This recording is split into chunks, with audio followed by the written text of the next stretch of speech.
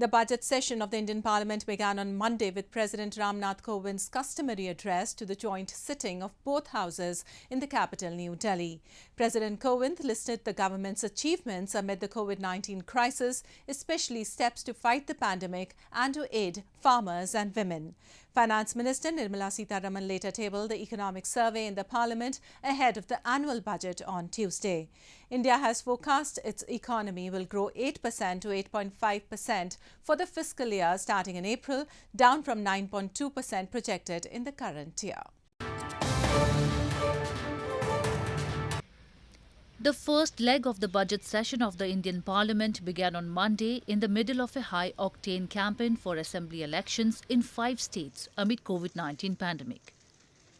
Addressing the nation ahead of the budget session, Prime Minister Narendra Modi said the session will be made as fruitful as possible and urged lawmakers to hold discussions with an open mind to take the country on the path of development.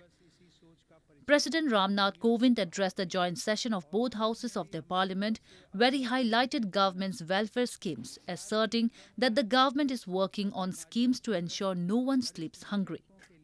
President Kovind's speech covered a range of issues concerning India's development journey in its 75 years of independence, farmers' issues, the country's COVID-19 vaccination program, defense exports, Afghanistan crisis, among others. कोविड-19 के खिलाफ इस लड़ाई में भारत के सामर्थ्य का प्रमाण Covid vaccination programme में नजर आया है।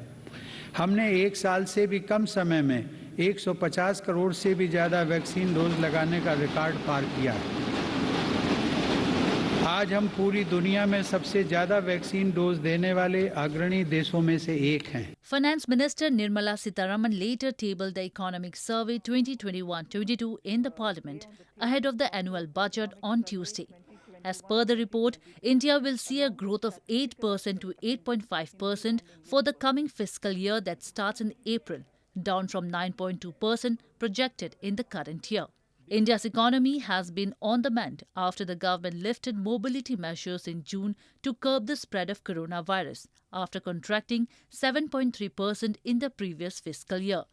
But after a surge in Omicron cases early this month, many private economists and the International Monetary Fund has cut growth estimates to 9% from an initial 11% estimate. The Finance Minister will table her 4th State Union budget on Tuesday, with financial statements and tax proposals for fiscal year 2022-23.